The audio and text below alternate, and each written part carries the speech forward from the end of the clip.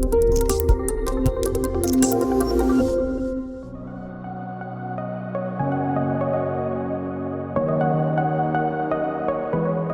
what's up, Spice Heads? Welcome back. Thank you all so much for joining us for another great video meetup today, sponsored by Trusted Tech Team. As always, we've got a great show for you all today. I'm your host, Justin Ong, and we're going to be talking all about everything you guys need to know about volume licensing and software assurance for Microsoft. And for more on this, we have a great panel of experts for you all today, including an IT pro from the Spiceworks community, as well as an expert from Trusted Tech Team. So without further ado, let's go ahead and kick things off. Batting first, you guys know him in the community as Eagle Mitchell. Everyone, please give a warm welcome to Mr. Mitchell Milligan.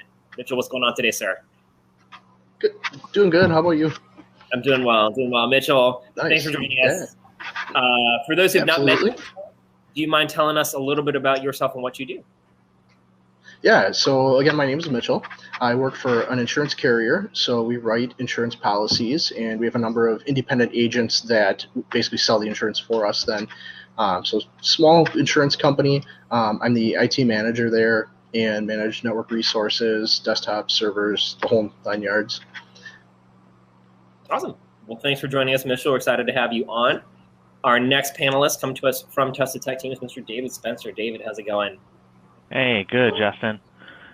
All right. David, for those who've not met you before, do you mind telling us a little bit about yourself and what you do for Trusted Tech Team? Yeah. So my role here, I am the director of operations. So it is my job to make sure everything goes smoothly on a day-to-day basis. On top of that, try and focus on maintaining and improving the customer experience. So everyone that we get to interface with on the daily, I want to make sure that they have a good experience and get what they need from us here. Awesome. Very cool. Thank you so much for joining us as well. Before we go any further, a couple things that I do want to point out to y'all. As always, if you have any questions for our panel today, make sure to get them into our Q&A widget down below. Also, make sure to check out the great resources that Trusted Tech Team has provided to you in that resource list. Also wanted to give a special shout out to chat. Love seeing all of our favorite folks in there, including Angie, what's going on, girl?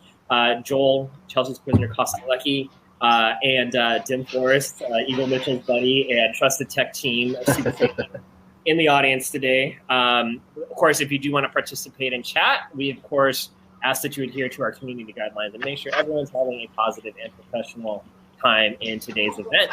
We've got a lot to cover.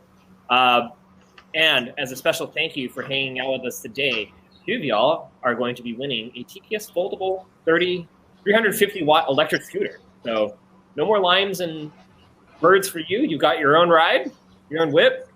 So be sure to stick around till the end of the show. We'll be taking the questions as well as announcing the winners of those prizes. So let's go ahead and get right into it. David, I'd like to start off with you. So we're here today to talk about Microsoft volume licensing and software assurance. And this is something that, it seems like we always get a lot of questions about when it does come to anything Microsoft related. Okay, well, what about volume licensing? What about software assurance? Can you tell us a little bit about what you see as the most common misconceptions that you guys hear when you talk to your customers about these two licensing platforms? Yeah, absolutely. So volume licensing and software assurance, it covers a massive amount of products and services. So right off the bat, you're going to have a lot of people being on a different page when it comes to discussing it and talking about it. So defining what you're talking about and the terminology is something that's a huge problem with customers that we start to interface with. There's a lot of misunderstanding and misuse across the board of just basic terms. Perfect example is volume license. A lot of the clients that we start speaking with think that means you need a large number of licenses to purchase, or it's a one key for unlimited use type thing, which couldn't be farther from the truth. Volume licensing specifically is the umbrella term that encompasses a lot of purchasing sub-programs like Open Business, Open Value, Enterprise Agreement. They're all terms of volume licensing. So defining terminology as we talk about it today and in customer actions, it sets the stage for understanding moving forward. Mitch, do you have, I guess, what's your experience with volume licensing and interactions with other guys in the community? Yeah, so the background that I've had with volume licensing is kind of twofold. So the first part of it is I previously had done an internship when I first started in IT with a large construction firm, and they had somewhere around 4,000 to 5,000 endpoints just put out, and they used volume licensing simply because of the ease of use of it. So it let them license all their devices. They could do imaging then a little bit more smoothly and have everything much more predictable than trying to deal with OEM licensing or that type of thing. So that's the first part of it. And then the second part of it is a little bit later on in my IT career, I had switched over to consulting. And while working for consulting firms, had worked with a couple of clients for different volume licensing needs, as well as like SAM audits with volume licensing and that sort of thing. David, can you help us like kind of deep dive a little bit more? Like, what exactly are the different options available when it comes to volume licensing, and what do each of them mean, and who are they for? Yeah, so there's a bunch of different purchasing programs that are available within volume licensing, but in order to kind of really lay them out, I'd like to kind of talk about first, I guess, the factors that drive that decision in order to choose the program that works best for you. Choosing a program that works for you is dependent on a few feature requirements and eligibility circumstances, something like the size of the organization. Certain programs have a minimum. Payment flexibility, so whether your organization is looking to pay upfront or if they need to pay over time, how long you want to use the product, whether or not you do need software assurance bundled with the product, and whether or not you can commit to licensing company-wide. Certain programs require you to license qualified devices across the organization as the organization grows or the number goes down. But as far as those programs go, with those features, we can categorize them using two different variables, whether you're looking at a transactional or a committed program. Committed programs are the ones where you are licensing all the systems in your organization, and transactional is licensed as you need. That's one variable. The other one is whether we're looking at the small or large quantity requirements. Some of those programs are built towards organizations that are, have a lot of endpoints. For simplicity, we're going to talk about 250 endpoint or user threshold. But in reality, the smaller programs are the ones that are the most applicable and they're most common, and that's honestly the ones you guys will deal with the most, so that's what we'll talk a little more on. But using that, we basically have 4 different categories of programs. The first one is the transactional type programs for the small license requirement. This is what most people think of when they think or they hear volume license, they hear open license. This includes programs like Open Business, Open Value, non-company wide, what people know as Open Value. So there's those 2 are in there, but the most common on top of that is Open Business. That's where you have the 5 quantity minimum. You can pay upfront. The product use length is perpetual. The software assurance is optional in that program. And then a note with the product use length, as I talk about it today, that denotes only the products, not the services. Services through any volume license program are always going to be non-perpetual and will always have an expiration date. But that's Open Business. The Open Value non-company wide, same thing, 5 minimum. The payment upfront or spread annual, product length is perpetual, and software assurance is included. So those are the 2 most common. By the way, I know this is a lot of information, but this is covered in that content in the sidebar. There's a layout kind of with the quick hits that I'm going over now on all these programs. So that was a transactional and small, which is the most common. Then we do have the committed and small programs. Those are Open Value company-wide and Open Value subscription. So like I said, these are committed programs. That means you have to license every device in your organization. Both have a 5 quantity minimum. The Open Value Did we lose him? I think we may have lost him for just a second. We'll give him a second to come back. Mitchell, how's your day going? Not too bad. Yeah. As you can see around me here, I'm in Suzanne's IT interrogation room. Okay. So that'll be coming up shortly. Hey, David, we lost you for a second. Hey. Okay. Cool. Let's see. Okay. I'll step back a little bit. Yeah. Not sure what happened. Okay. So both of those programs, open value company wide and open value subscription, 5 quantity minimum. The company wide you can pay upfront or spread it annually. Product use perpetual and software assurance included. Then the open value subscription, you can pay for it annually, but the product use is temporary. And it's a 3-year program, so that actually is a really good program for if you have maybe a short need for a given software. That's where you could leverage that, and software assurance is included. Then past that, I won't ramble on too much with these, but you have the transactional and large programs, which are Select Plus, and the MPSA, which is the Products and Services Agreement. Those are about 250 endpoint or 250 user minimum, whether you pay monthly or upfront, and then software assurance is included with those, or I'm sorry, optional with those, and then the Select Plus is Gov and academic only. And then 2 more programs, got the Enterprise Agreement, which requires 500 devices. Let's see, product use length, perpetual, software assurance included, and then you have the Enterprise Subscription Agreement, which same thing, product use is temporary, 500 devices, you pay upfront yearly.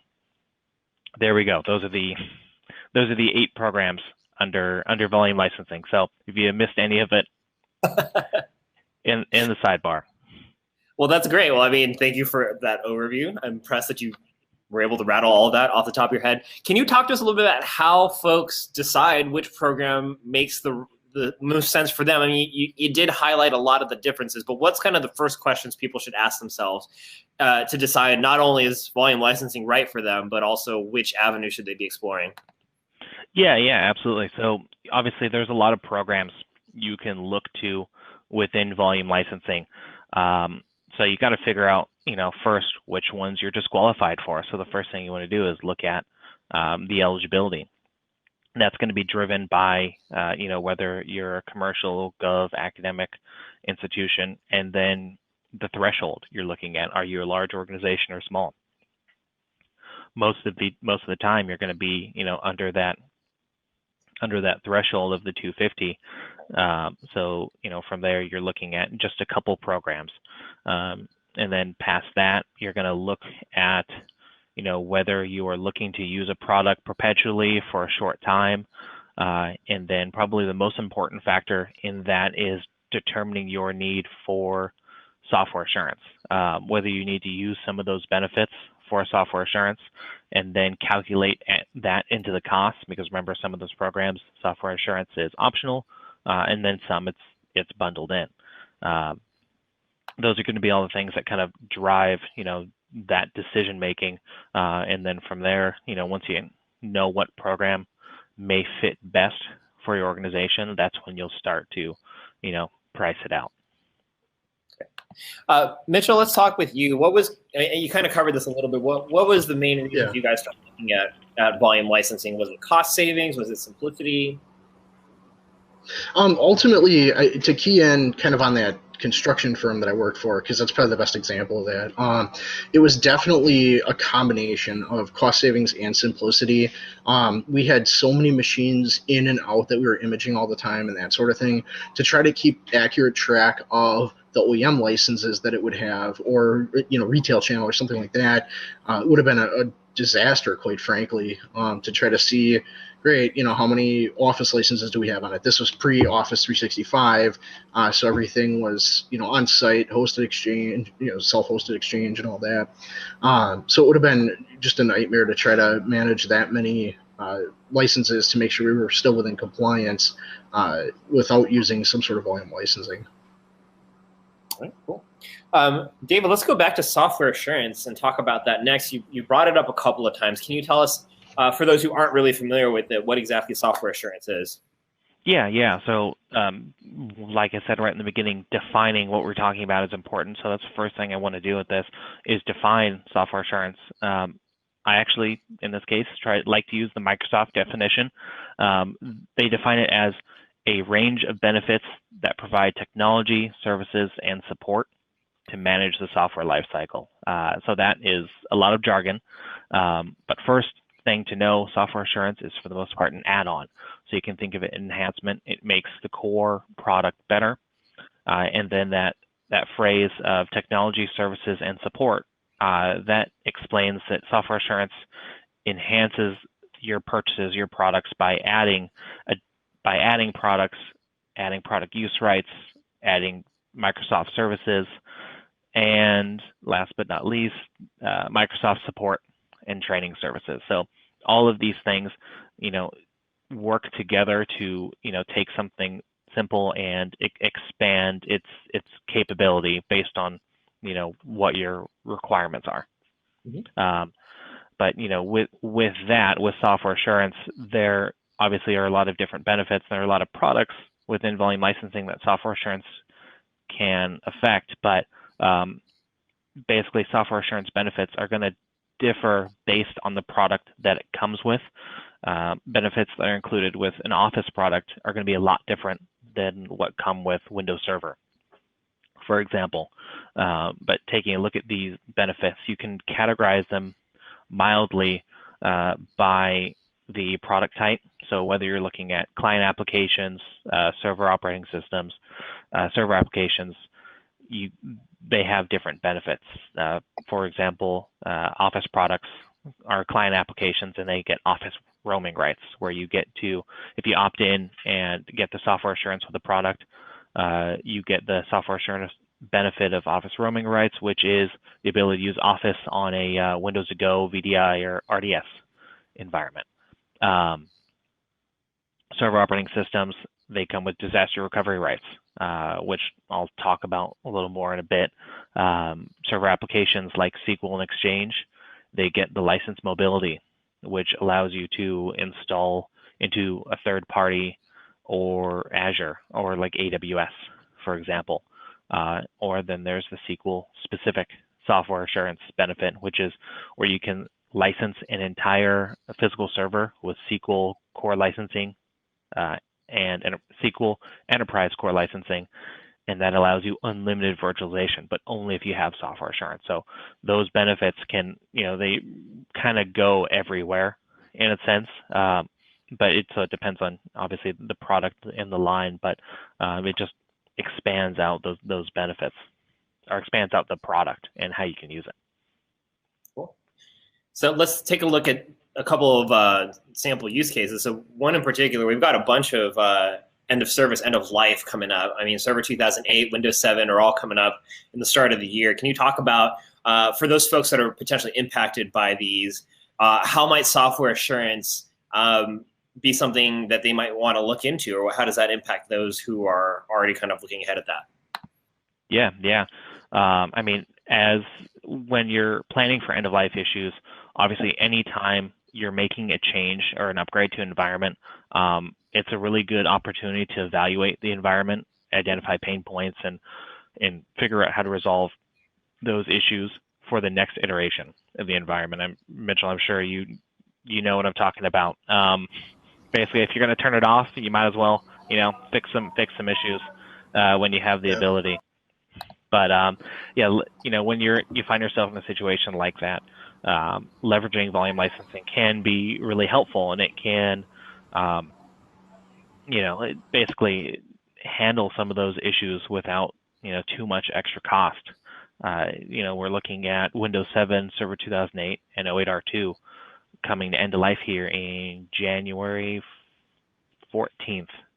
So, that is about a little less than 3 months. So, that I'm sure a lot of you guys are staring down the barrel there because some people just don't want to give up Windows 7. But so leveraging something like the downgrade right benefit with volume license can really assist you in that transition. This is something we pitch over to a lot of customers, but with Server 2019, procuring that through volume licensing, you do get downgrade rights, which means you have the ability to install any prior version of Windows Server. So that means you buy Server 19, you can install 19, 16, 2012 R2, 2012. So what you could do in that case is do a more simple in-place upgrade from 08 R2 to say 2012. Now with the end goal of getting 2019, you could spend 6 months with 2012 in place while you prep everything else, and then move to 2019. This is without making any other purchases.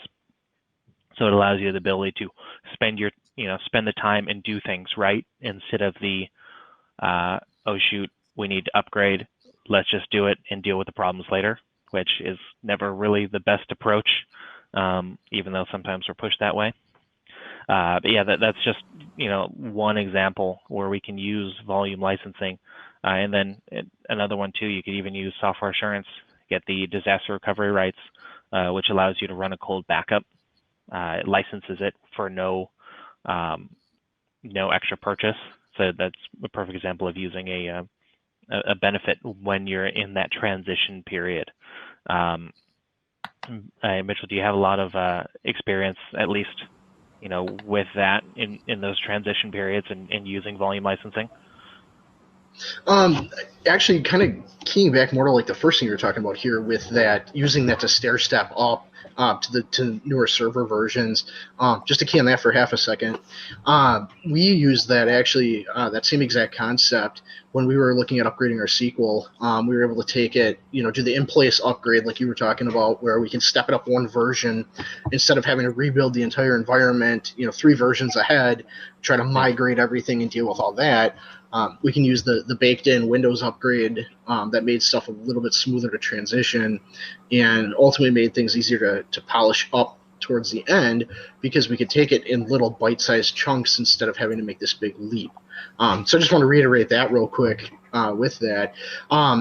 Hitting close to home too then on that software assurance, we just went through a live disaster recovery spin-up and had that same exact thing. So it's kind of neat to key in on that as well, in that during that kind of transition phase where you have maybe your disaster recovery stuff spun up and running, and you're working on setting up your new stuff, and you need to have that transition period.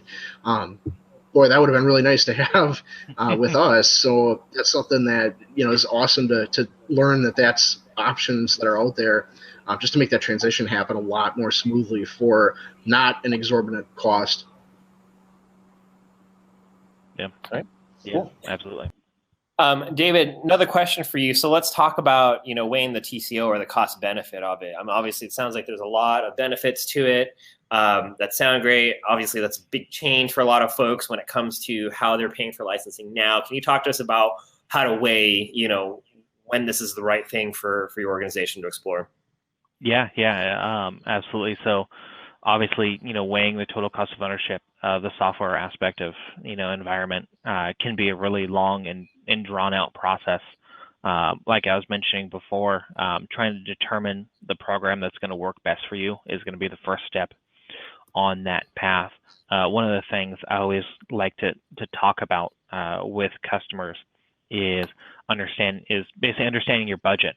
Understanding whether you're looking to upgrade through capital expense, or whether you can leverage software assurance and categorize it as an operating expense is going to function as not only a good starting point, but it's really going to help you convince the guys with the checkbooks and push them towards something that is going to work for the organization. When you spread basically cost over time, that's basically what we're doing with calculating the total cost of ownership, but it just makes it a little bit easier of a pill to swallow.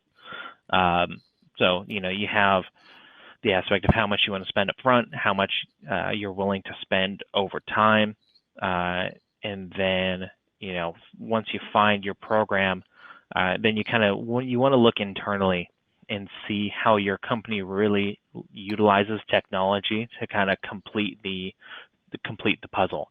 One question I always ask during some of these evaluations is, how often do you upgrade your applications and your operating systems on your workstations?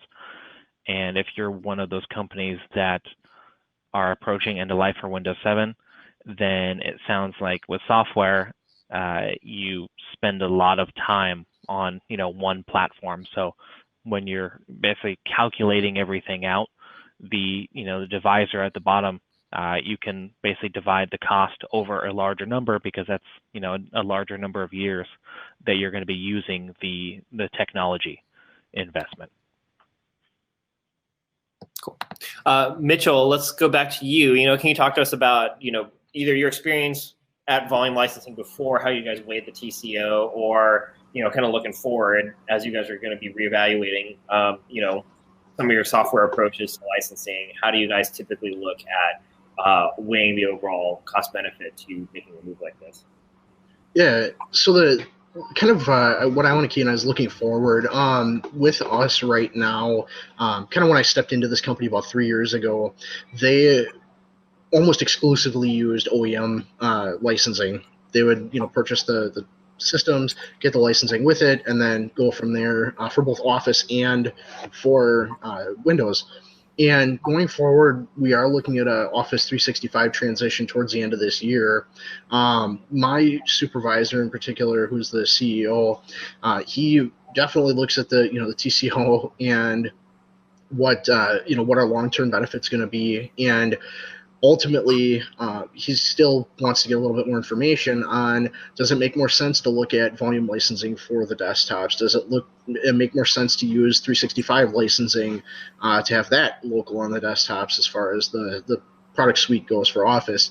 And kind of what's that turning point? This company traditionally has been a company, kind of like you were talking about, David, where we typically pick a system and we're sitting on it for too many years, quite frankly.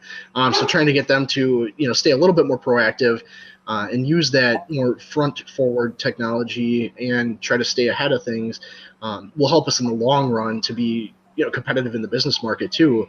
Like I mentioned earlier, we've got agents that we have to try to more or less convince them to be willing to sell for us, because we don't have dedicated agents like another insurance company might have. So we have to help make our technology as easy to work with as we can.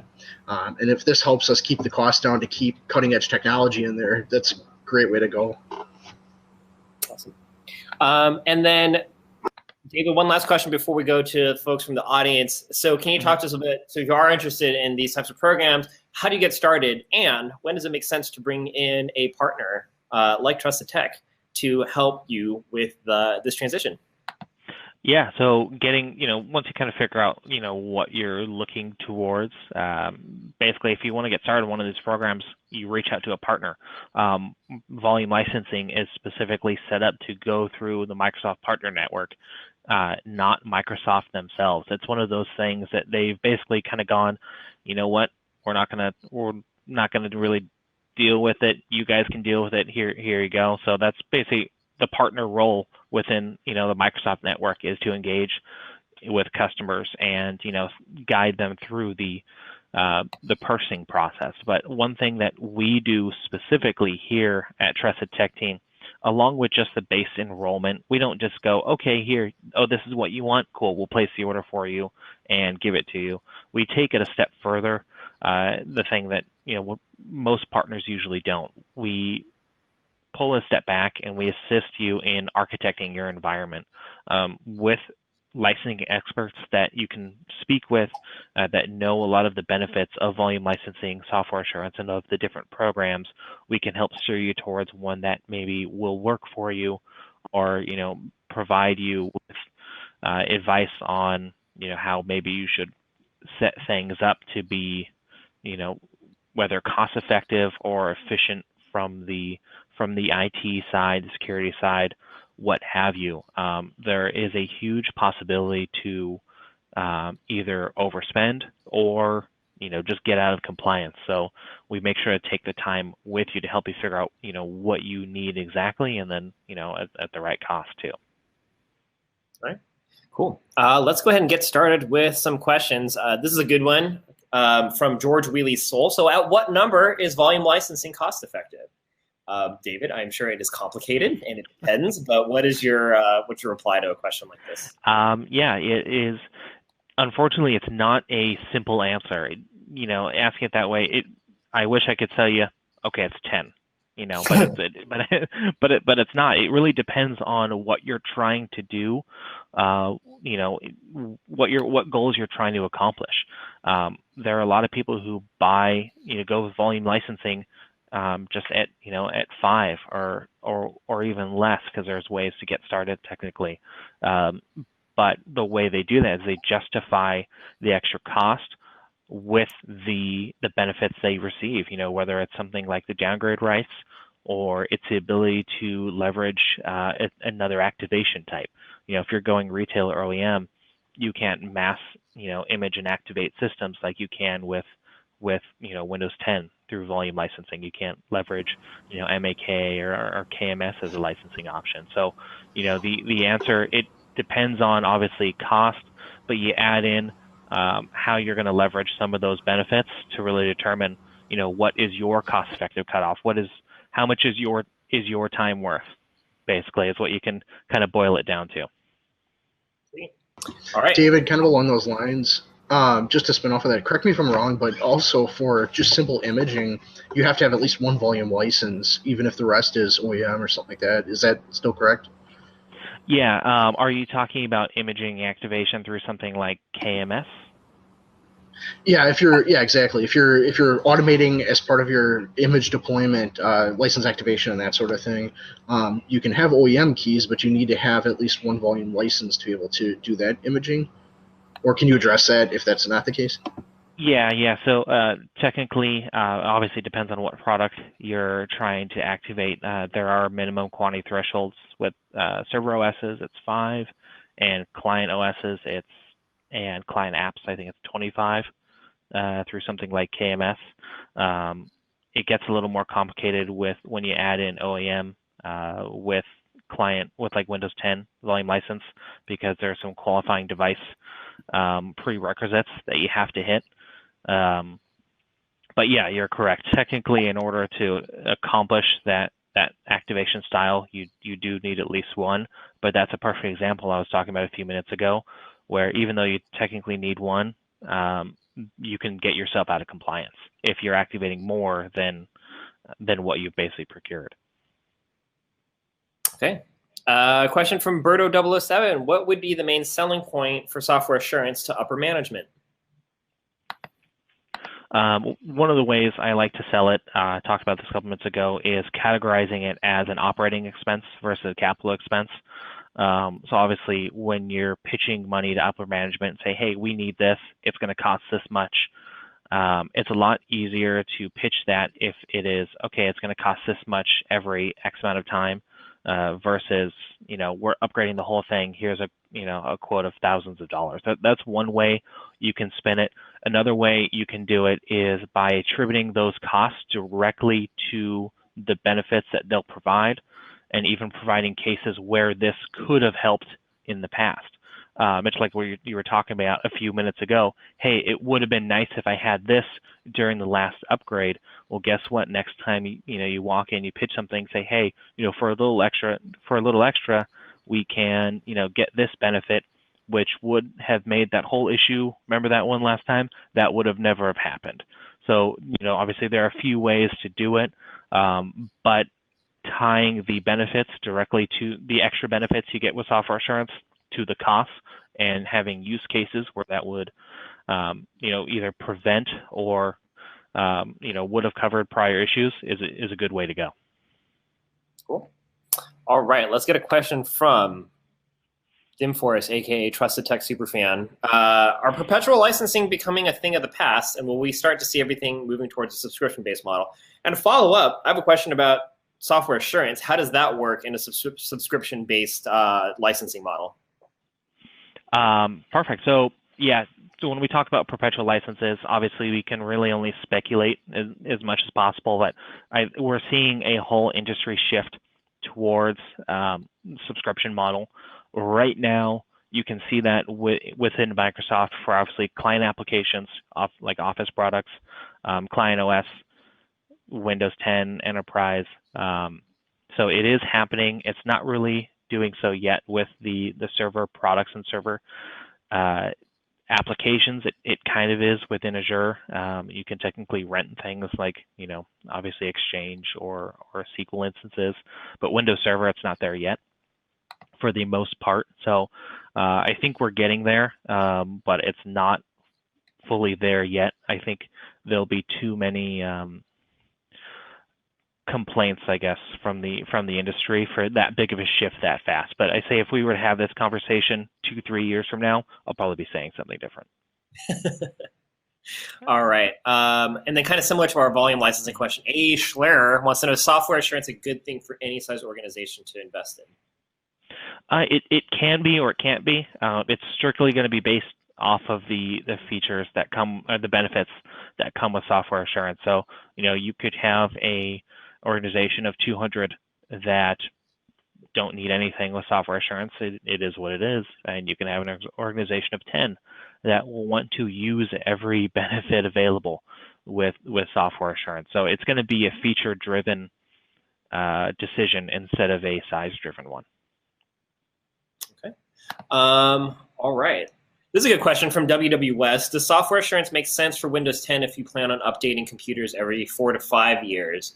That's kind of a good thing. A good question. Like, does software assurance, should that dictate in any way your upgrade cycle, or change it at all if kind of all that's built into your licensing model? As far as software assurance won't really dictate that decision too much for client OSs. Something like software assurance for Office products would be more applicable in that case, because software assurance, one of the benefits, and I'm surprised I didn't say this already, is it gives you installation rights for the current iteration of any product that you have active software assurance for. Obviously, stuff like Office comes out a little more frequently than Windows 10.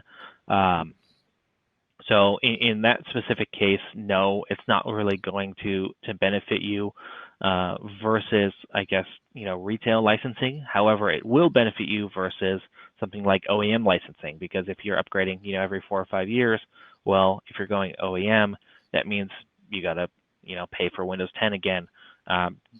Just going volume licensing software assurance one time will likely cover that cost.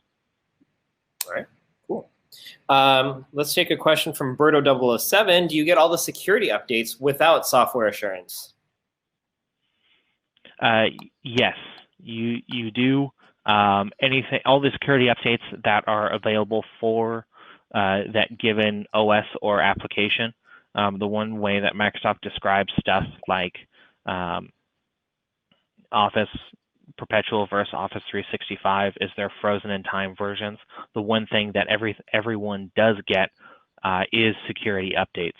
And that's actually exactly kind of what the end of life is for Windows 7 and Server 2008, is Microsoft saying, you know what, we're going to go ahead and just stop the security updates. So, when you don't upgrade past that point, then you're not getting upgrades. But that doesn't honestly apply to software assurance. That just applies to just the general product itself. All right, cool. A question from Todd Weeks. My biggest interest in open licensing is for imaging purposes. He also talks about some challenges he's had working with vendors, but can you talk a little bit about how open licensing works, or what should be considered when it comes to imaging?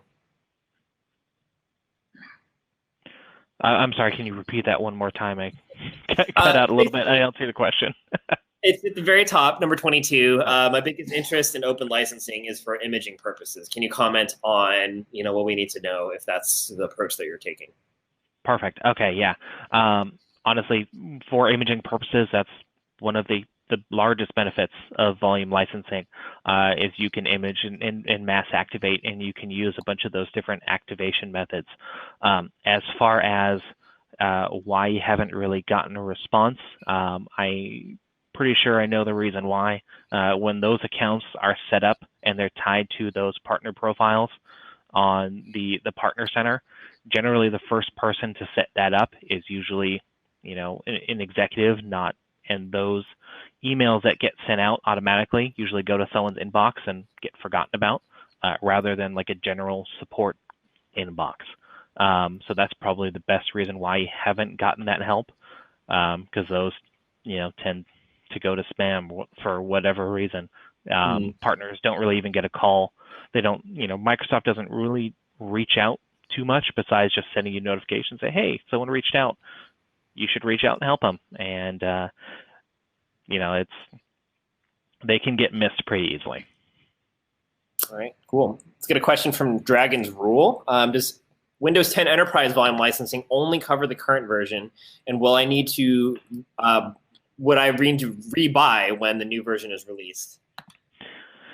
So volume licensing, if you're purchasing it without software assurance, it covers the current version, but we want a defined version. Are we talking about just the release? Are we talking about just, the release like, 1903 or what have you?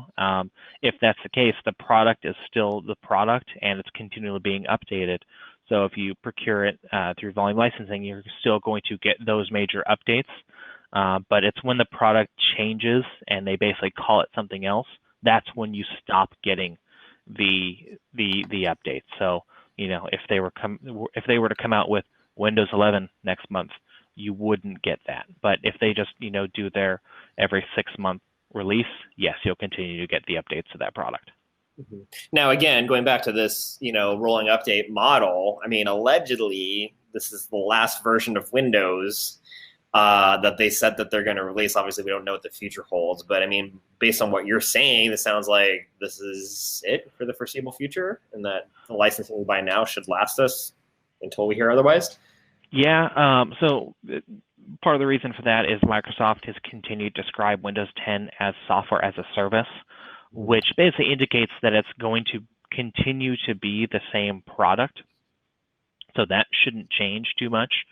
But that's also a reason why they've started introducing things like Windows 10 E3 or the Microsoft 365 E3, because they're trying to push people away from the perpetual one-time purchase of Windows into those subscription models, and they're just trying to make it as enticing as possible, bundling out with a bunch of different features. So in theory, yeah, Windows 10 is supposed to be the last version of Windows, but at the same time, we kind of just have to go off of the little tidbits that Microsoft has left us on that. All right. Another question from Dim Forest. What do you guys recommend for internal activation? KMS, MAK, AD activation? I can talk about that, but Mitchell, what do you think? What's your experience? We've used both KMS and MAK. As far as KMS goes, you have to have that key management system set up. So it takes a little bit of space on a server. It has to be something that it can hit and activate off of, versus MAK is kind of leaving it on Microsoft's side of things. So MAK is multi-activation key, for those that don't know that. So you can use that key X amount of times that you've purchased it for, and it's the same exact key. So you would put that in. Typically, it keeps a relatively close count on the volume licensing page, but can be off. So you're still on the hook for keeping track of how many systems you have it deployed to, just like anything else. But from a technical standpoint, I have found that MAK keys are a little bit easier to activate. Where an example of that, you may not want to use that, though, is if you have a series of systems, let's say a manufacturing company or something like that, where some systems don't hit the internet and can't hit that MAK activation service. A KMS server may be a better bet then, because it's something that you could hit on the intranet, but externally on the internet, if it can't hit that, then that would be a use for that. David can probably expand on that a little bit too. So. Yeah, absolutely. The choosing that activation model is also going to be driven based off of quantity. You have basically a sliding scale from ease of use to ease of maintenance. So if you're looking at between I want to say between 5 and about 20 systems, I usually just recommend going with MAK, because you can just punch in the key and go. But there's a limit with MAK. And so if you're going to do more than that, then it's probably worth the time of setting up a KMS host in order to do the activation for you. So it depends on you how frequently are you going to be re-imaging machines. So if you can spend the time, it's justifiable to set up something like KMS. It takes the most time to set up, but it's going to be the easiest moving forward. And then if you're only handling a few, then you want to go with something like MAK. So there's a use case kind of for everything, combined with a quantity kind of threshold that we recommend off of. All right, cool. Let's get a couple more. Another question from WWS. How transportable is the volume licensing? Can I move licenses across servers? If I license a computer with Windows 10, can I move it to another computer if that one dies? The licensing being transportable, that's actually what Microsoft has deemed is a benefit that can be useful for some people, so they built it into software assurance.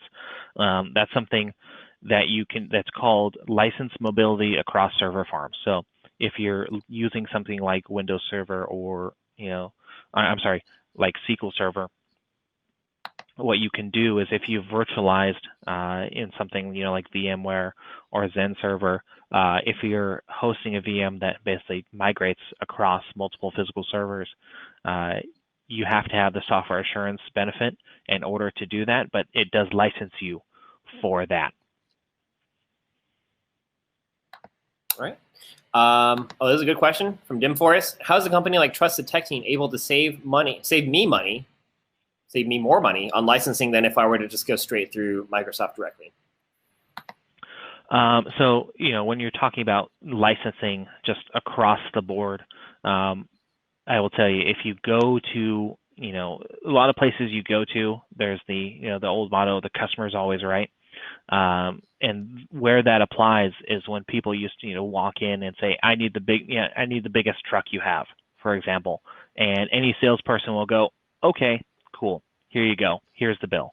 What we do specifically, like I was mentioning a little bit before, is we spend the time and kind of evaluate with you what you actually need. Perfect example is every single person who calls in and speaks with us, if they say, hey, I need enterprise, we basically start off by grilling them and figuring out, do you really need it? Because honest, 9 out of 10 people do not. So just right there, by spending the time to figure out, what your needs really are, is one of the ways that we help people save money. All right. And then a couple more. Let's take a question from Dragon's Rule. Can I still upgrade from Windows 7 to Windows 10 for free? The official answer is no. You can do some Google searches, and I believe I've seen some things that are available, but by the rule of law, the answer is technically no. And to further that too, like you said, really, yeah, from a technical standpoint, sure, there's a couple ways to do it yet, but if it comes down to an audit or something like that, that will not hold water. So, and it's really easy to tell when you did that upgrade from a command line run. So it'll be pretty clear that it was updated after that window. So don't try it if you want to be in compliance. All right. Cool. And then along the same lines, a good question for the both of y'all. CyberSec Hacker wants to know, what is the best approach to self-audit to ensure companies properly licensed? Any recommended processes or tools to make this easy, assuming Easy and Microsoft can actually go together? Mitchell, we'll start with you. What are you, have you done this, and what do you recommend? Yeah. So there's kind of 3 steps. Step 1, don't pretend you're an ostrich and bury your head in the sand, because you want to stay on top of it. It's way easier to keep track from the start than it is to play catch up and try to go back and figure out what you've got. So step 2 then is get a nice list together. A little shameless plug, but I use the Spiceworks inventory, and in there, in the software inventory, there's a section you can actually drop the license keys in that you've got for each PC and keep track of how many of each you have deployed. So keep track of it, stay on top of it. And the third thing then is when you say you do get that audit request and that sort of thing, it's a lot easier to be voluntarily compliant and help them pass that SAM audit real quick if you've got all that information at your fingertips ready to go. So it's like most things in IT. The more proactive you can be about it, the least painful it'll be on the back end. All right. David, anything that you'd add to that? I'd say Mitchell nailed it. The only thing I would add is obviously Microsoft has their own tool that you can run technically, but in my experience, whether it's just keeping track from the start or utilizing the Spiceworks tool is usually the way to go. All right, awesome. And we'll take one last question before we start to wrap up from Dave Mann. Can you help clarify how OLP works specifically for virtual machines running on Hyper-V or VMware? I've heard that licensing rights can change depending on the hypervisor used. That's complicated, if that's true. That's a great question. So first off, technically, the license rights don't really change. The way that Microsoft writes the licensing law for something like virtualization has to do with whether the virtualization lies on the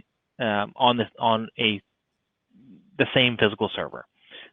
So obviously, when you're doing something like VMware, you're usually clustering multiple physical servers, whereas Hyper-V, you're usually working with one. So understanding that component of it and whether you need software assurance to get the mobility across server farms, you're going to have to know that. But then that also speaks back to the way to utilize activation methods. If you're doing something like data center and Hyper-V, we usually recommend going with AVMA activation because it's really, really simple. All you need is a data center host that is activated, then every VM inside of it, you can use an AVMA license and it just activates, boom, there you go. But then if you're using something like VMware, you'll probably want to set up a KMS host within that cluster and then let those virtual machines activate off of the KMS host, since AVMA isn't necessarily going to be an option for you, or something like MAK, may get out of hand pretty quickly. In case somebody doesn't know what AVMA is, too, that's automatic virtual machine activation. So basically that means you put that key in, and that will that's like a shared key you can find online, and it hits the host itself to actually do the activation. So it's not something that reaches out to KMS or MAK like David was talking about. It's kind of an automated process. Yeah, it's actually really really helpful because as long as you activate the host, that's the only activation that has to occur. The way I like to explain it is almost like you have the Microsoft activation servers are almost like a sheriff, and then the data center host, they kind of deputize it and say, hey, yeah, you can go ahead and activate VMs now. All right. Cool. And then, guys, as we're trying to wrap up, I wanted to give you guys one last opportunity to share any final thoughts that you might have. Mitchell, any advice from you for folks that want to learn more about licensing program that might be better for them than what they're using now? Yeah, ultimately, boy, this stuff's really complicated, right? So there's, a bunch of different features, angles, functions on it, and that kind of thing. And it's such a company-specific thing. You really need a team like Trusted Tech Team or something like that to be able to help you get through this. It can be tough to figure it out otherwise on your own. So, definitely for us, we're going to be reaching out with these guys and trying to make sure that we stay, as we continue to plan our future of tech by us, to keep using them to make sure that we can A, stay in compliance, and B, keep that cost down and as reasonable as possible as well. So use your resources. That's going to be the best way to go about doing this because it's complicated. So use a good guide. And David, any final takeaways or next steps that you would recommend to our audience today? I would say the last piece, and it kind of tailors in everything we've been talking about, is spend a bit of time and learn about software assurance and the benefits that it actually has. It's an oft-discarded piece of licensing that can actually save a ton of money. I like to compare it to the extended warranty that is pitched to you at the cash register when you're buying something like a shredder. You just automatically say no. Your brain is kind of trained to do it. But, compared to where it was maybe 5-6 years ago versus now, it can definitely be a helpful tool for you. Sweet. Well, thank you guys so much. It's now time to announce the winner of our prizes. So the winners of our TPS foldable 350-watt electric scooters are going to go to C-Spiz and M. Southworth. C-Spiz and M. Southworth, you guys are our winners of our electric scooter. Congratulations. Be sure to send David S. a private message in the community. Let him know where you guys would like that shipped. And big thank you again to Mitchell and David and to Trusted Tech for sponsoring today's event. Thank you guys so much we definitely learned a lot. Had some great answers, and we got through a lot of content. So really appreciate it, and I hope we get a chance to do it soon. Sounds good. And then if you guys would like to check out all of our other upcoming shows, make sure to click on that orange widget that says click here for upcoming shows. Otherwise, we'll see y'all. Just make sure to stick around until after the presentations. You'll be able to see all the other stuff that we got coming up. And we hope to see you guys around. Until next time, guys, stay safe and keep it spicy. And we will see y'all back here next time. Thanks. All right. See you guys. Thanks.